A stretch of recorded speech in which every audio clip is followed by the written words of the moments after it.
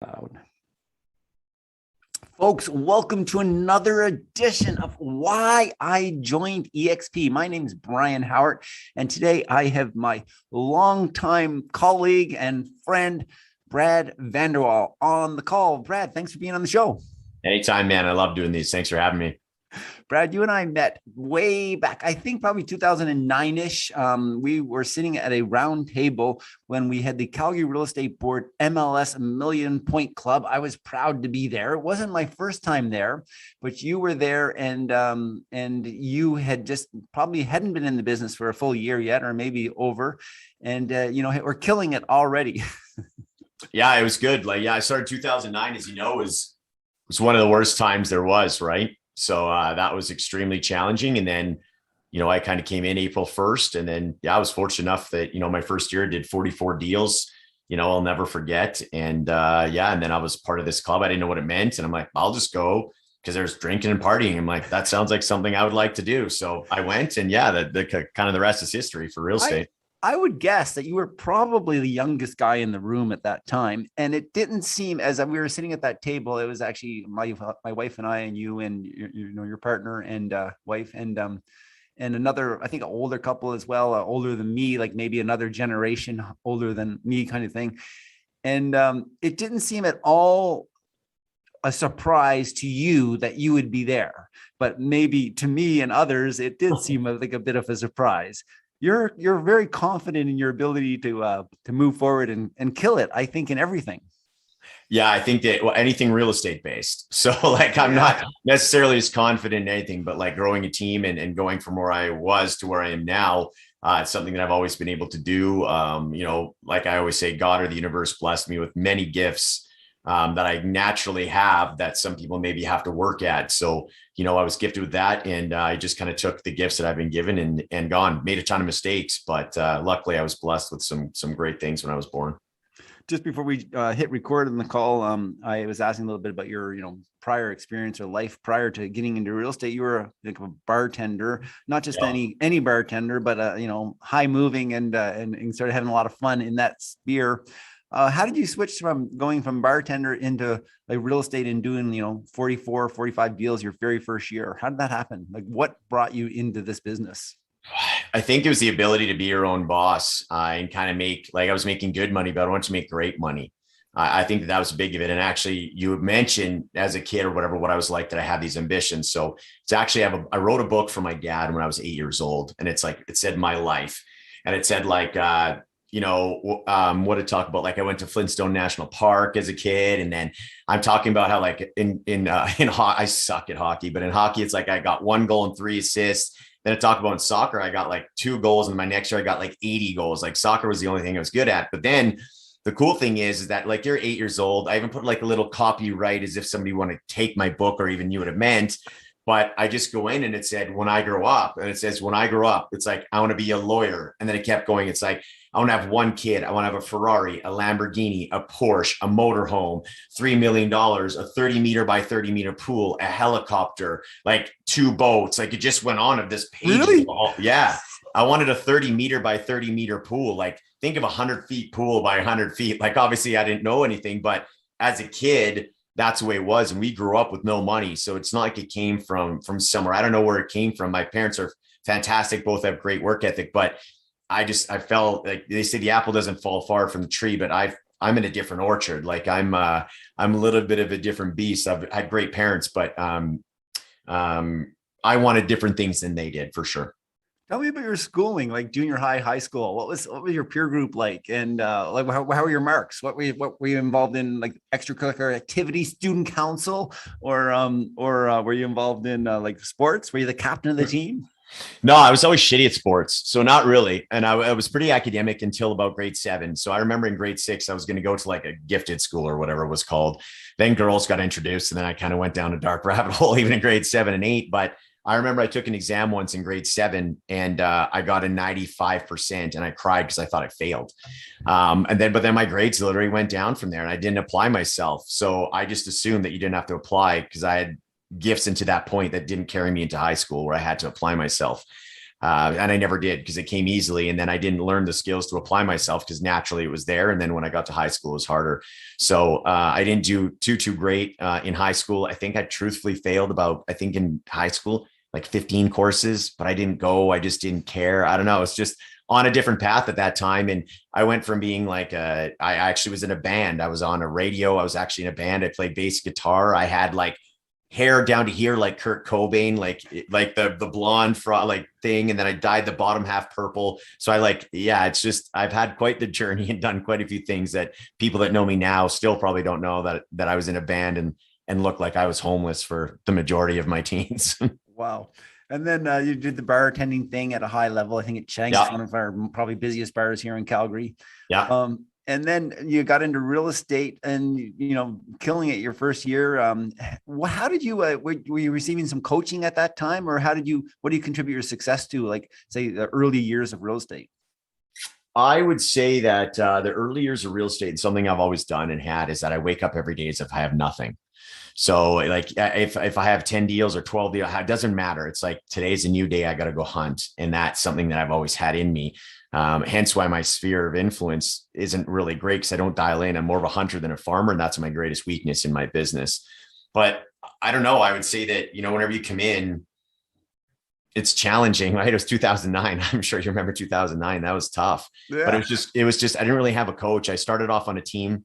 I started at Remax Central, feel very, very blessed. I started at Central. They taught me a lot and kind of helped me get there. And whenever I was at Remax Central at the time, it still is one of the top brokerages in the world. And I'm like, okay, if I'm going to go be the best I can be, I got to go tackle like the mountain. Like, I got to get to that top of that mountain. So my goal was always to be the number one agent. And then it turned into the number one team at that office, because when you're surrounded by, success, my personality type is I want to beat them, but in a good way, competitively. So that's what I did early in my career, is I went and chose that brokerage so I could go to the top. And so you were at Remax Central, and Remax Central in Calgary, Alberta, was one of the highest producing brokerages in the world for many years, over and over and over again. 22. So you were saying, okay, I'm going to get into real estate. I'm going to try and kill it in this industry. How did you happen to choose Remax? Sounds like you were part of a team in the beginning. You were learning from that team possibly. And then I think quickly went out on your own. Is that right? That's correct. Yeah. So I went in there. There was one of the top teams there. I'm just going to keep the person's name out of it because there's good stories, bad stories, but I appreciate what this person taught me. It was important, and there was stuff I learned. I learned quickly what not to do with this person if I wanted to do a team, and what to do. But when I sat down with Pat Hare, who I have the most respect for on the planet, he's very raw, and he's really in your face in a good way. And that motivates. That's what I need. So he was a great person to learn from. And then I'm like, what's a top team? And they had just lost somebody. So I went and applied and ended up getting the job on the team. But of the 44 deals I did, 38 of them came from my sphere and all my own marketing that I was doing my own. So I'm kind of like, and I asked him for a change in commissions, and he's like, no. I'm like, this just doesn't make sense. Like, if I was getting all my deals from you, then sure. But it's like, this is 90% of the business of mine. So quickly, I started April 1st, 2009. By April 1st, 2010, I was on the way to starting my own team. Wow, that is cool. And so I commend you for your ability to get into the business, like, licensed realtor, to joining a great brokerage and then choosing to join a team versus going solo, thinking I can do this on my own. Learning like from, it seems like more actually at that time in 2009, we didn't do that. Most people did not join a team thinking that would be good to learn the business. It's more like, I'm going to be a realtor and I'm going to go like on a solo guy and I'm going to go do it. How come you knew to do that back then in 2009? Because he was the number one team. And I wanted to be number one. So it's like, go learn from the person that's number one. If your goal is to be the number one person at the number one Remax office in the world, go learn from the number one. And I did. And I'll never forget. That makes a lot of sense. Well, it does, right? In theory, most people aren't doing that. Yeah. But a lot of people are stubborn and maybe want to do it on their own. But I remember, and I've only done this a handful of times since. I remember my third month in real estate, I sold 10 homes, like firmed up 10 homes, which in 2009 is absurd. But I'll never forget it. And I sat in down. Alberta. Yeah, exactly. Anywhere in the world, especially, but probably mostly in Alberta. It was tough. And I sat down with him and he's like, you only did 10. You should be doing 15. And I'm like, holy shit, everybody does 15. I'm like, I'm a loser. I've only sold 10 homes, like resale myself, like my team's separate, like a handful more times since then.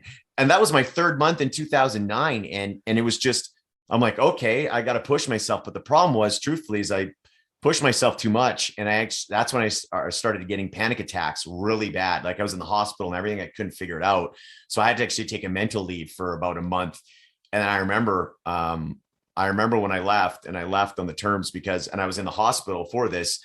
And this leader at the time told me, why did you get this other person on the team to do your showings? And I'm like, I was in the hospital like for a couple of days and had panic attacks. Like that's still no excuse. So in that day, I realized I'm like, I'm out. And then it fueled me. That's why I wouldn't change anything. And I'm like, I am never going to lose to this person when I start my team after a couple of years. And lo and behold, I'm absolutely destroying that human for sales. So I wouldn't change my path at all. Wow. Interesting. I'd like to talk to you a little bit, maybe leadership. So you joined that team and, that experience happened, you were killing it, but yet it seemed not enough. I actually don't know who that team was. I probably should, and I'm going to find out, but wait, I'll text you after. What have you learned about leadership in the last, since leaving the high school? It sounds like you had this funny path. But you were in a band. I'm sure you had some leadership. Then you went into the bartending, and I think from what I heard just prior to the call, it was a great team. It sounded like there was probably some leadership happening there. And now over the last 11 years, 12 years, actually, in your real estate career here in Calgary, you must have a fair, tell us a little bit about your perspective, your thoughts on leadership. How is leadership helping you? How is leadership maybe not helping you? Any thoughts? Yeah, I think that leadership is something that I lost my path for a little while, but then naturally when I hit my 30s, I kind of got it back. And then I started coaching again. I think that was for me, what was big is I started coaching hockey. And that was like a big, I'm going to get emotional. That was big for me. Like that was really, really, like you can even see it. Like that was big. Like that was big in my life where I was battling depression pretty hard. And then I went and coached. And luckily I was able to coach. I have younger brothers. And it was the most fulfilling thing ever, where you just had these humans that were just so into what you're saying and you were so motivating to them. And you would come in, and I'll never forget one of the speech. It'd be a speech like you'd see on like a Disney movie where you have this team, they're down by 5 goals. You know what I mean? You bring them in, you rally them for like, it's between second and third period. And this is when I knew that I started having it, is whenever it was like my second year. And I'm like, okay. And I rallied them. We came back that period. We won 6-5. So we got 6. Yeah, seriously. So I know that it's a fluke. I get all this stuff, but after I would just walk in and I was being honest, I'm like, you guys actually like fed into that shit. Hey. And I laughed. I'm like, I never thought we had a chance. But the point is that, you just got to, I feel that I was given this natural ability to spark people. But what comes across that I keep getting feedback for since I've hit my 40s, which is recently, is the authenticity. This is me. If you don't like it, I don't care. I'm going to swear. I'm going to say this. I just want to be for 95% of people, or 90%. That other 10, it's okay. I don't have to be for you. But as long as I'm motivating 9 out of 10 people that are like having conversations with me, that to me is big. Talking about my vulnerability and talking about, like, I do a coaching thing on Tuesdays now. There's 2,500 agents now that have signed up for it. I coach every Tuesday. There's 300 people or 400 people in this call or whatever it was on Tuesday. I'm talking about depression. I get emotional, talk about it. And these people are like, oh my God, like this guy that's his team's going to sell 1,000 homes is in front of all of us. That's just who I am. So I think that what makes you a strong leader is showing you're human, showing you're vulnerable, and it's okay to show weakness. Because what a lot of people don't realize is that sometimes when you show weakness, it's actually strength, because you have the ability and the strength to put it out there. So that's what I've learned throughout my career, I guess, in leadership, is just be your authentic, true self. And hopefully that resonates well with people. That's cool. I'd like to go down a lot of different paths in that conversation, but I'm going to refrain. Sure. Yeah, of course. For this time, because I want to take your time into consideration and our listeners' times. Brad, in February, you joined eXp. Why? You left Remax, the biggest brokerage in the world and of one of the biggest, brokerages in Calgary, Alberta in the world, and you joined eXp. How come?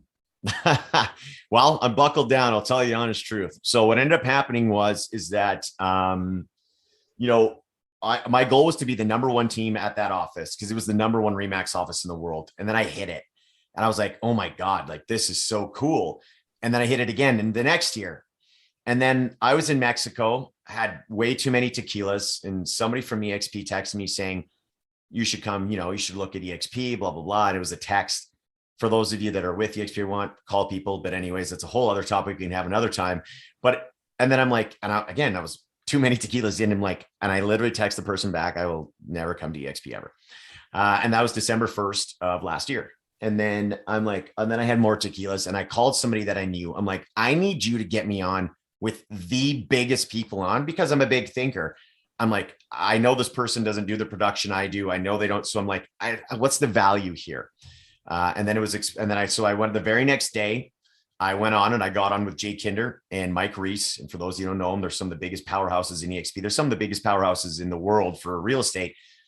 And they explained it to me. But they explained it to me at a high level, because if a high level thinker is being approached by somebody that maybe doesn't have the same vision as they do, then they're like, well, there's no value in this. Then I told them my vision. I told them my coaching program. I told them then I'm the number one team at the number one RE/MAX office in the world. And that was my slogan. That's cool, but I want global domination. And they're like, dude, you can do that. And I was like, what do you mean?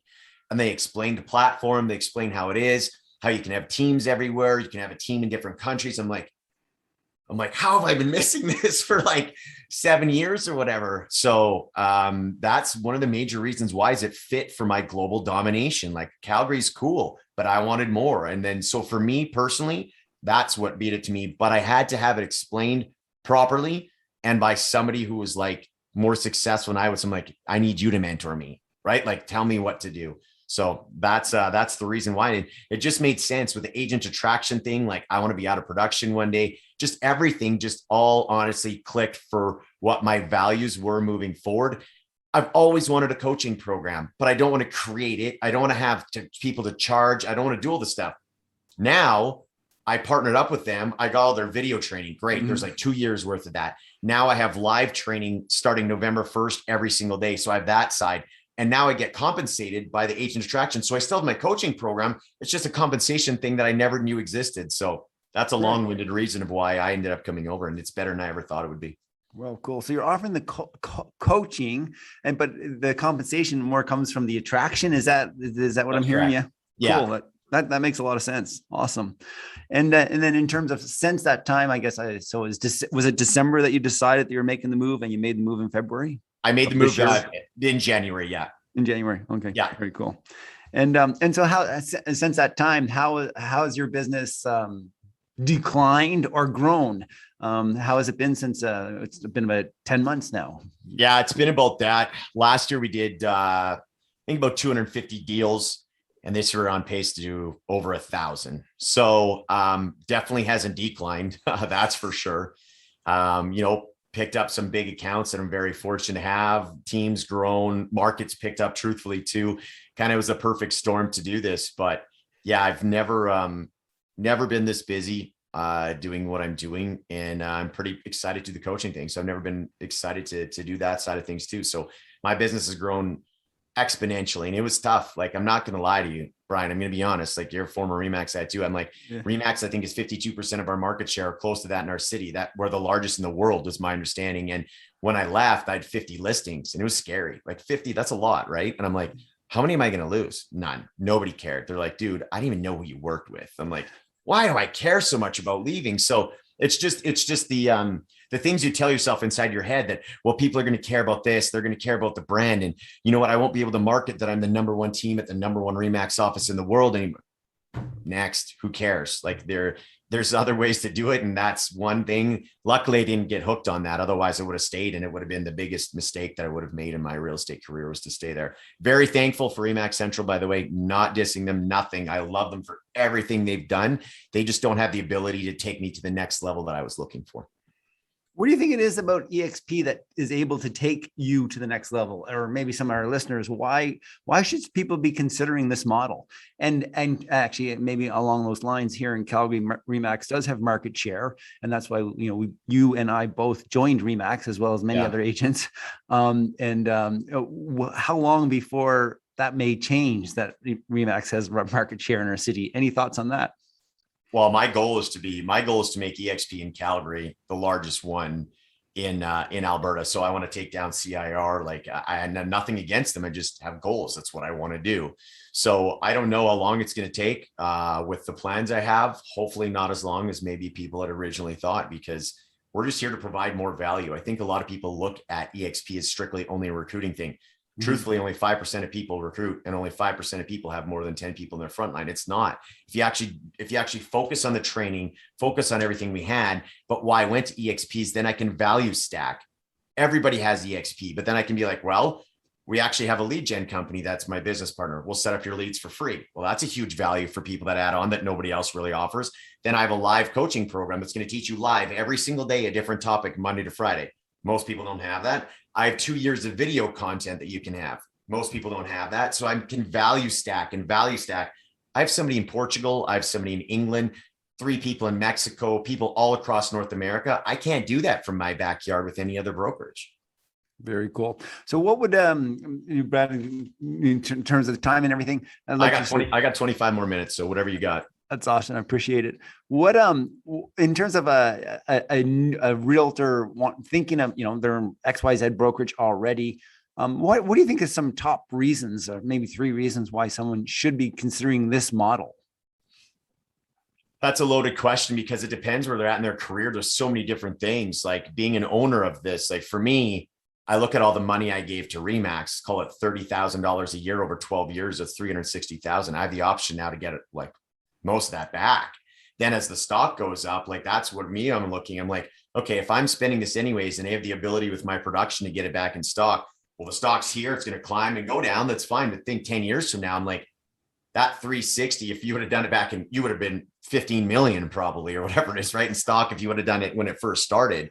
So I think that that's it. I think that a lot of people, truthfully, why my stuff is successful is realtors feel like they're alone on an island. There's not a lot of brokerage support right now. The brick and mortar stuff is different. The virtual stuff, people are like, well, I have to have an office. You have to have an office to what? Go around and cooler talk and not do any work. And people are just going to sit there and talk about how shitty their lives and how shitty real estate is. Or you could plug into a platform that is virtual, cloud-based, that you can have training every hour of the day from some of the top people in the world. Where would you rather be? Is cooler talking and not making money, or learning? So anybody that's thinking making the transition, it's all about the training, mentorship. And I think that the negative connotation, although I understand the negative connotation for eXp about it's only recruiting, it's not. If you dive into it, it's actually got some of the best training on the planet. And I think that that's what's maybe lost in the translation of why eXp is, it's actually has some of the best training literally on the planet every day. Like now, because we're in different countries, it's almost 24 hours a day, because over there it's 4 a.m. but here it's 4 a.m. and there it's 8 p.m. Like, do you know what I mean? Like the possibilities are endless. And why not get paid back from a company? Remax will never give me any money back. At least I have the option to get money back. At least when I close my first deal, I get stocks. When I cap, I get stocks. When, if Agent Attraction, somebody does their first deal, I get stocks. It's giving me more money and more training and a better culture. eXp people want to help eXp people. If I sat down with you and I'm like, yeah, you and I are different, but if I go sit down and I talk to somebody that's the top 5 people at a different Remax office, I'm like, hey, I need to sit down with me and I want to learn from you. They'd be like, beat it, kid. It's not like that with eXp. Like there's people from all across eXp that just help people. And I think that the culture is what people are missing. And now that I'm in it, it's a completely different experience than anything I've ever had. And keep in mind, Bled Remax, December 1st, said I would never leave. Like most people, that's how they get here. And you couldn't pay me. You could cut me a check for $2 million right now, and I could cash it to go back. And I just wouldn't, because it's not what I'm looking for anymore. And there's just more possibilities here. The collaboration, I mean, it's like unbelievable.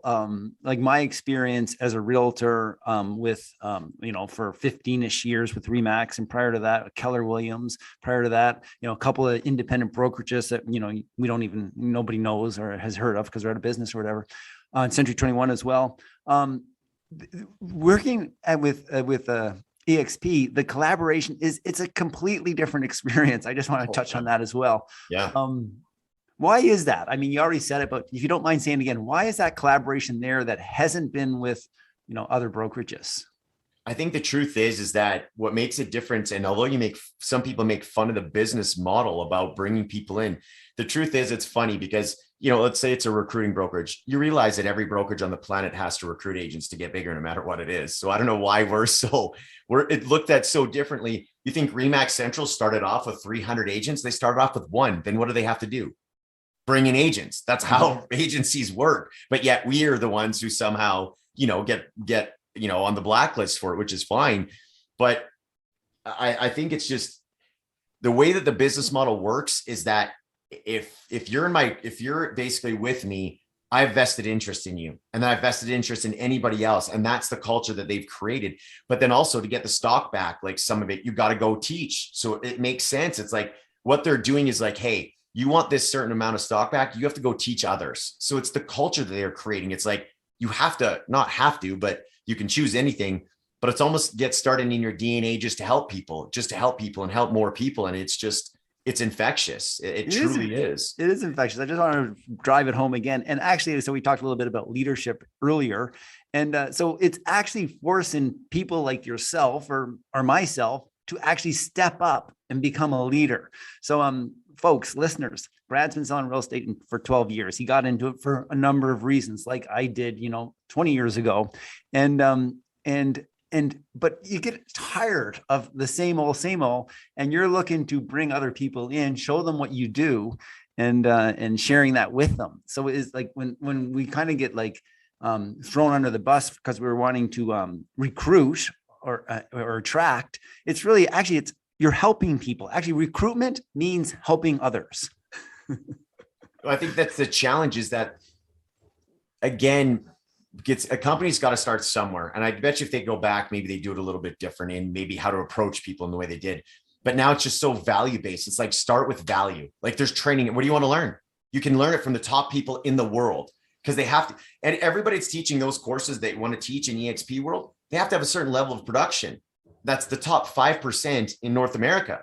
So you're learning every hour of every day from the top 5% of people. That alone should be enough for you to be like, oh, I didn't know that. I should go and look into that. Like, imagine being able to go in, plug in every day, every single day, to learn from the top 5% in the industry. It doesn't cost you anything. You can ask them all the questions. It's one of the most fantastic experiences you're going to have, compared to your brokerage now, where you're probably alone on an island in most cases. I'm not saying that all brokerages are like that, but the feedback I've been getting from a lot of people are, I'm alone on an island, there's no training. I keep hearing the same things over and over again.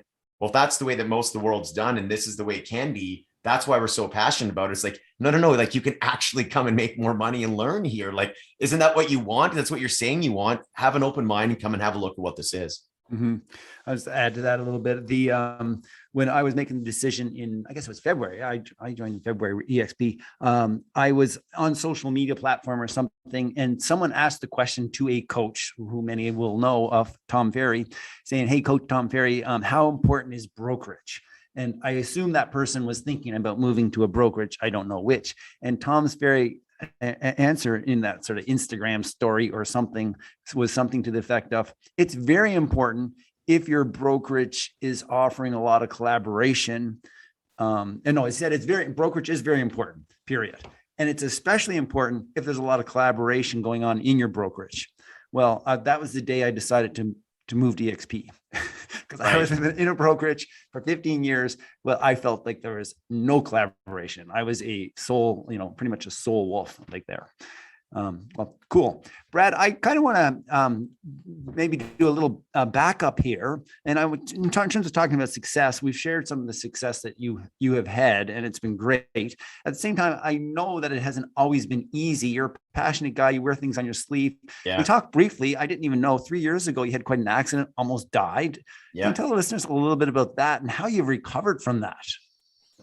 Without crying? Yeah, I'll do my best. I obviously, being Canadian, love hockey. Terrible at it, like I mentioned earlier, but it's just a fluke play. Literally, just hockey skates came from under me, hit an edge, and I hit my head on the ice. I was like a little bit out, and they're like, everybody was like it was crazy. And then I'm like, okay, I was okay. A couple of days I wasn't. Then I remember sitting down to this. I was trying to land this big contract for this developer, and I'm like, I looked at him like, there's something not right with me. I said, I'm sorry. I basically, I'll finish this meeting, but I had to go. And then the doctor said I was concussed.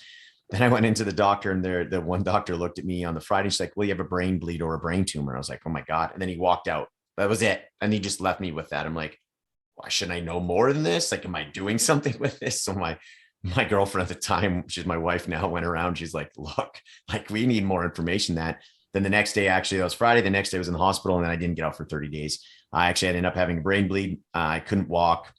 I couldn't talk. Whew, yeah, that's okay. And I'm okay being vulnerable about it because, again, as a leader, that's just who I am. And maybe somebody gets something from this and is going through a challenge, is, suffering from depression and anxiety. And then you're in this hospital bed, not knowing if you're going to make it. And truthfully, is the most vulnerable moment I've ever had in my life is I'd actually couldn't walk. I couldn't talk, couldn't do anything. Actually, truthfully, I shit myself. That's the truth. And then I went and I couldn't walk. So people actually did carry me to the shower. And I'll never forget in my life, and it was actually my vows, where my girlfriend at the time was there for me. And I was only 38, I think. And I remember, like, I'm crying now. I remember being like, is this going to be my life? She had to hold me up and she had to shower me. And I'm 38 years old and I couldn't walk. I could barely communicate and I couldn't do anything. So, it was super challenging. And then not knowing where you're going to go. But then kind of once I got the green light that I was going to be okay, but it was going to be a long recovery, your mind shift changes. You're like, all right, pardon my French, you can bleep this out, but I'm like, fuck it. Like, I got to do this. And then, so I sat there, and then I ended up 30 days getting out of the hospital. But again, full left side's numb, right side's numb. I can't lift a pot or pan. I have lots of friends bringing over food because I couldn't cook anything. And my now wife had to go work. She can't stay there the whole time. So I had my dog. Luckily, I had the bed. And then we had basically a really big trip that was planned 6 weeks, and it was to Disney. And I couldn't walk. I couldn't do anything. So she drives me to the hospital. I sit down with my surgeons. That I ended up not getting surgery, but I'm like, hey, can I get on a plane? They're like, yep. I'm like, will I die? They're like, no. I'm like, will you sign something that I won't die? They're like, yep. So then I'm protected, right? Like, I can go after them. So they signed it. And then from that moment forward, I'm just like, they're like, but you're not going to walk for a year or two. And I'm like, okay, whatever you say. And then I kept trying and doing rehab and walking my dog. And I remember like falling over because I couldn't walk. So walking my dog, and he'd pull and I would fall over. I get back up, and people must be watching me being like, what? But I kept doing it and I kept doing it. And then 6 weeks later, when they said I wouldn't walk for a year, I was walking 20 kilometers a day with my family in Disneyland. So it just goes to show the power of the brain, where it's like, hey, this sucked, but let's figure it out. And I was fortunate enough to do that. I still suffer with stuff right now. Like, my left side's still numb, my body's still messed up, but by the grace of God or the universe, like, I'm still at 75 to 80%. But this is still really good. So this is what keeps me going and waking up. My body is maybe a little bit behind my mind, but I'm very fortunate I can be here. So if anybody can take anything from that story, it's like, people look at me now with this coaching program, and a lot of people don't know that story. And it's like, this guy sells 1,000 homes and he always does this, and he's super. I'm not Superman by any sense of imagination.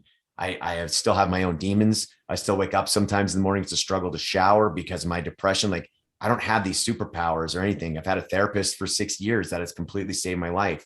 So, like, it's okay not to be okay. Go get help. The people on social media that sit there and think they have their shit together, most of the time they don't. So don't feel like you're the only person, because you're not. Wow. That's deep, man. Thanks so much for the share. Yeah. Tell me a little bit, mental health of that. I think this actually is Mental Health Week. And, on that note, add to to a deep share, my own nephew died from a drug addiction, or overdose. I don't know if addiction, 3 years ago on this week. So this past week. So tell me a little bit about, you mentioned mental health and having a therapist for 6 years, and you talked about depression. Has depression always been in your life, or did it come in later, or where are you at in that cycles? It came in when I was 13. Yeah. As soon as I realized I was going to die one day, actually is when it started happening. And just the fear of death. And I still have it, but with therapy, it's been a lot better. But as soon as I realized one day I'm not going to be here, and I was Catholic, so like, I believed in time at the time, and I don't know what I believe in now anyways. That's for a whole other thing. But yeah, it's one of those things where it's like, oh, you're going to go to heaven. It's like, oh, it still didn't matter. It's like, I'm not going to be here and have my family and all this stuff. And then the depression rabbit hole came in, and then I lost it. I went down to, I was so depressed, like, literally, I physically couldn't do anything, where I would sleep 18 hours a day and still be tired. Like, imagine like the version you see in front of me at 19 and 20 18 hours every day, and I couldn't do it. It was cloudy. I thought I was dying. Like I wrote what I wanted people to say at my funeral, because I had such bad headaches, and they were like, it's nothing. And it was depression. I was like, oh my God. And I wasn't taking meds. And this isn't a suggestion to go take meds, but I did for 3 months for me. And then I got off them. Those meds truthfully saved my life. Again, not suggesting it. That's not it. Find your path, go do whatever you're going to do. But for me, that worked. And I haven't really been on them since. And it's just a matter of what my body was telling me, because I didn't have a job. I wasn't going to high school. Looking back, knowing what I know, my body was shutting down because I wasn't doing my purpose. I had no purpose in life. I was useless. Right. So I know now that if all of a sudden I quit everything and just laid on the couch for months, I'm going down that same rabbit hole. I need to find my truth and my purpose. And it took a while, but then when I got there, it was a lot better. But yeah, like I fortunately right now, depression hasn't kicked me in the butt very often. It still comes twice a year, maybe 3 times, and it lasts about 2 to 3 weeks, but I know it. I know it now. I know that it's there. I know what to look for. I know how to get out of it and basically, make it so it's manageable. Whereas before it was just not manageable. So now through therapy and getting older and learning things, it's definitely more manageable. Wow. Awesome. Thanks again for sharing. That's, I know there's all kinds of different realms of mental health. And I know there's, in terms of depression, I guess I know that, there's a cyclical portion of it as well. And, it's in my own family, I suspect, and it's good that you know the cycles and you kind of can see it coming. Anyway, we'll move on from that one. Yeah. Brad, maybe coming to an end. Sure. What would you tell your younger self, or what would you share with maybe listeners of the group of this? What kind of advice would you give your younger self? Real estate related or just in general? I think maybe both, if you'd be so kind. Yeah. So I think that what would I give my younger self?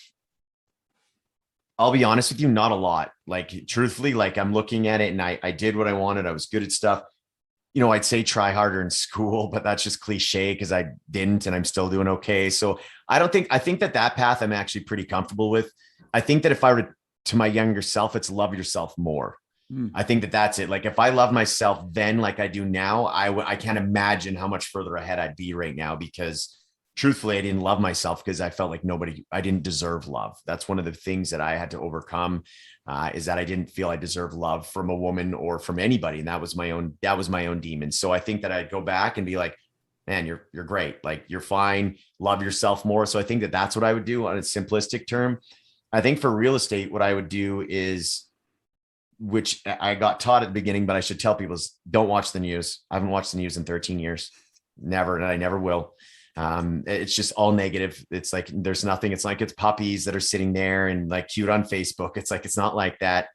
I think if I were to go back for my real estate career, what I would have done is, man, I don't know. Like I kind of hit it off running, but I made a lot of mistakes, but I learned from them. Like, I don't want any of those mistakes to be done because it's brought me to who I am right now. But if you look at somebody that's maybe struggling, not knowing what to do, it's like, be very scheduled, like hyper scheduled. My number one thing that I tell my students is show me your schedule and how successful you are. Like Brian, so you look, it's like how much time I have. So see, like this is Friday, right? So I have a 7:30 and 8:30 and 9, 10. Then I have you at 11. I have a 12. I have a 1:15, a 2:30, a 3, a 4, a 5, a 6, a 7, a 10, and a 9. So it's like, that's how packed my days are, but I'm extremely scheduled. So that's why it's like, if my schedule's gone, like I have 8 minutes left now because I know I have to be on another one. I think that a lot of agents, what they don't do is they feel busy, but they're doing nothing. Find a coach, find somebody on YouTube. It's free. Just go and learn from somebody and implement it. Because a lot of people sit there and it's like, oh, I was so busy today.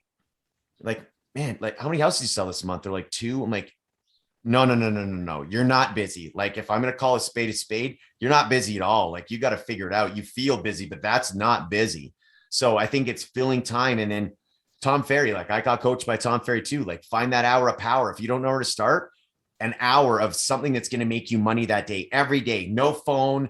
Well, you got to use your phone, but I mean, no social media, no anything. If you just did 1 hour of power every day, 5 days a week, you'd probably double your production. Most people just don't do it. So have the mental discipline to make sure that you're doing income producing activities, not trolling through Facebook or TikTok or whatever the kids are doing nowadays, income producing activities.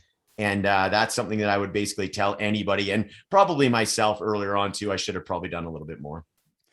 Brad, what's the best way for people to reach out? People have questions or interested in eXp, interested in some of your coaching. What's the best way for people to get in touch with you?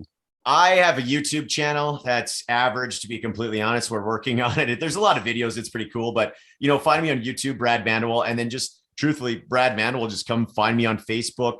I do a free coaching for anybody. Doesn't matter what brokerage you're with on Tuesdays. So reach out to me if you want to sign up. Like, we had a TikTok coach. This week, we're teaching how to get buyer's agreements via Zoom and get the DocuSign and everything. The week after that's retirement community. So every Tuesday I teach something different. So if anybody wants to learn, come and learn what we're doing, just feel free to reach out to me. Facebook's probably the best way. Brad, you're awesome. Keep being awesome. Thanks for being on the show. You too, man. I honestly, these are some of my favorite things to do. So anytime, I appreciate you having me. Love you, brother. You too, man. I'll hit